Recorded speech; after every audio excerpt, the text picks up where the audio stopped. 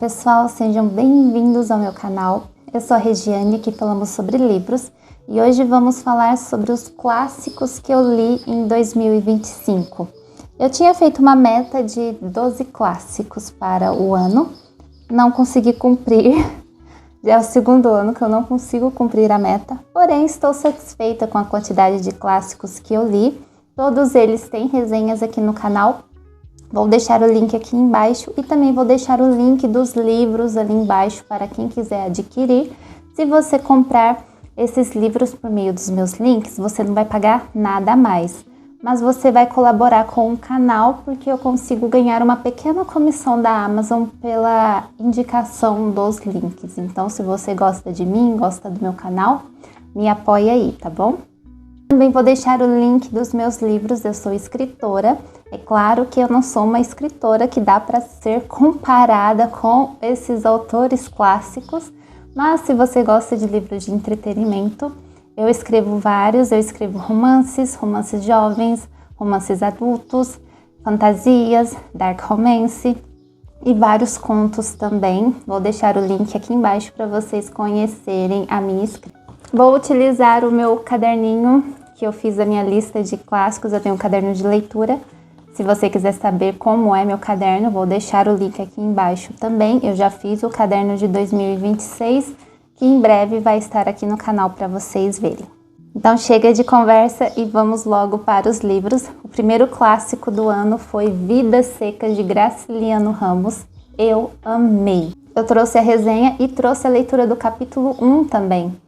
Eu nunca tinha lido nada do Graciliano, não comecei a leitura com grandes expectativas e eu me surpreendi muito. É uma delícia você abrir um livro sem expectativa nenhuma e esse livro te encantar a cada página. Ele é super curtinho, eu li ele em 2 dias, mas se eu quisesse eu teria lido ele num dia só. Mas eu fui me policiando. Eu acredito que eu fiz um vlog falando sobre a leitura deste livro, se eu não me engano, talvez não. Mas é um livro lindo, gente. É uma escrita deliciosa, não é difícil, embora tenha algumas palavras regionalistas, mas nada que você lê com o celular do lado, dá um Google na palavra, que você descobre o significado. Anota também no livro, porque várias vezes essas palavras se repetem, então conforme você vai anotando, depois você nem precisa pesquisar mais. E é um livro que todos os brasileiros precisam ler. Aqui tem a história do povo brasileiro. O outro clássico, esse não estava na minha lista de 12 clássicos do ano, porém eu quis participar da leitura coletiva da Isabela, do canal Ler Antes de Morrer, que é Emma, de Jane Austen. Eu comprei esse livro, eu paguei baratinho, acho que eu paguei R$10 nele. Ele chegou rapidinho para eu conseguir acompanhar a leitura coletiva. Terminei antes da leitura coletiva o vídeo em que ela gravou, acho que foram 2 lives ou 3, se eu não me engano, falando sobre o livro. Muito interessante, ela também fez uma resenha. Então, se você tem vontade de ler este livro, acompanha lá o vídeo da Isabela. Eu também fiz uma resenha aqui pro canal. Gostei bastante da história, eu gosto muito da Jane Austen. Porém, o que me incomoda um pouco são os diálogos dela. Tem uns assuntos aqui, tem capítulos que são só diálogos e são uns diálogos tão chatos. Que eu fico pensando, por que esse povo tá falando sobre isso? É a falta da televisão, né? A falta de internet. Então o povo conversa, né? E antigamente eram esses assuntos que eles tinham. Tirando essa parte dos diálogos, o livro é bem legal. Não é o meu favorito da Jane Austen, o meu favorito ainda é a Abadia de Northanger. O terceiro livro foi abandonado quando eu cheguei perto do final, acho que faltavam umas 40 páginas para terminar, que foi A Paixão Segundo GH. Eu amei A Hora da Estrela, da Clarice Lispector, então eu quis muito este ano ler A Paixão Segundo GH, porém não funcionou para mim, gente. É totalmente diferente da Hora da Estrela. Aqui temos uma mulher limpando o quarto da empregada. Limpando não, né? Ela entra lá no quarto da empregada. Aí ela começa a devanear.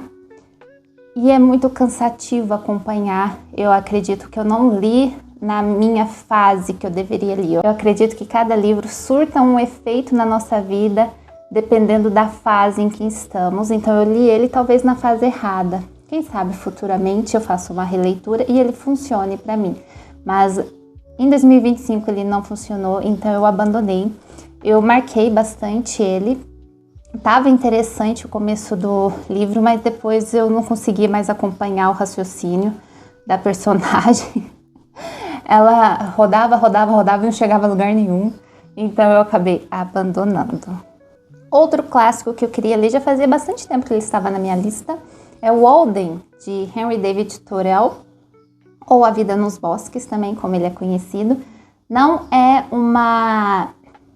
um romance, não é um livro ficcional, é basicamente uma biografia de uma fase. Eu acho que ele passou, se não foi, acho que 1 ou 2 anos, em um bosque. Ele foi para lá, ele alugou a terra, construiu sua cabana e viveu com todo o esforço do trabalho das mãos dele. Então ele plantou para comer, ele pescou para comer, ele construiu a casa que ele ia morar.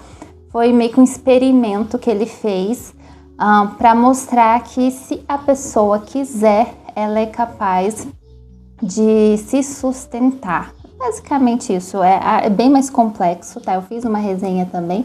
É interessante, tem umas partes aqui que eu não conseguia parar de ler, teve outras que foram um pouquinho arrastadas, mas é interessante o ponto de vista do Henry David aqui.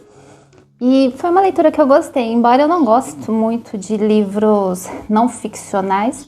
Essa aqui foi interessante, demorei um pouquinho para ler, acho que eu levei 2 meses para conseguir terminar essa leitura, mas valeu a pena.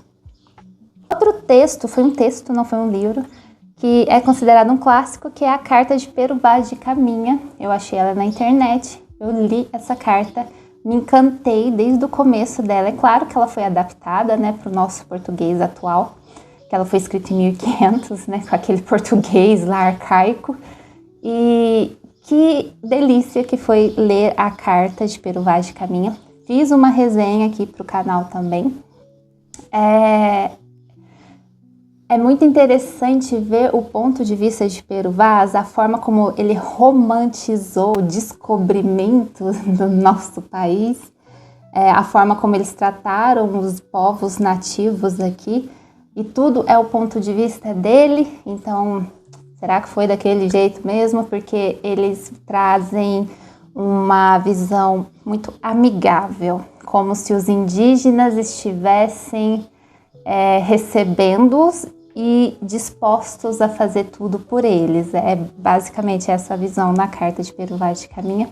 Mas é uma carta interessante, uma leitura fácil, não é difícil. Eu gostei, eu gosto desse estilo, parecia que eu estava lendo o diário, né? Porque ele escreve tudo em primeira pessoa para o rei. Então é como se você estivesse lendo o diário daquela época, é bem legal, fica a indicação aí para vocês. Outro livro que eu li foi Memórias Póstumas de Brás Cubas, do Machado de Assis. Eu li Dom Casmurro, lembro na época que eu amei e odiei ao mesmo tempo Machado de Assis. Depois eu li Helena, me apaixonei pela fase romântica do Machado. Li contos dele, eu trouxe até algumas resenhas de contos do Machado aqui no canal. Gosto muito dele como contista, mais do que como romancista. Memórias Póstumas de Brás Cubas, eu gostei, mas eu não achei tudo isso, né? As pessoas falam que esse é um dos maiores livros dele, né? Um divisor de águas da carreira literária dele, tá? Eu não achei tudo isso, não. Mas é legal, foi uma boa leitura. É que eu sou mais do romance, né? Então, livros que não focam muito nisso não vão me agradar, mesmo que eles sejam muito bons. Então, é questão de gosto e tá tudo bem. Mas valeu a pena, gostei de ler, gostei de conhecer, né, este livro do Machado, mas não é o meu favorito, não. Um clássico que eu me apaixonei foi o meu primeiro contato com o autor. Tem outros 2 livros dele aqui que eu adquiri para ler em 2026, que é Chica que Manda, Chica da Silva, do Agripa Vasconcelos. Que livro bom! Eu amei a escrita do Agripa. Eu gosto desses romances históricos. E este aqui, gente, ele é maravilhoso. A escrita é uma delícia. É uma escrita bem mineira, embora tenha muitos termos que... Eu sou do sul de Minas, que aqui não é comum, é mais comum lá para o norte de Minas Gerais. Mas foi uma delícia ler. Ele tem algumas ilustrações bem legais, a história é super interessante. Tem umas partes aqui que te embrulham o estômago, afinal estamos falando de uma época de escravidão. A Chica é maravilhosa. Embora ela seja, né, a vilã da história, pra mim ela é uma anti-heroína, afinal é a história dela. Eu dei muita risada com ela, embora ela seja uma mulher extremamente cruel. Mas amei ler, vale a pena, indico e tem resenha aqui no canal.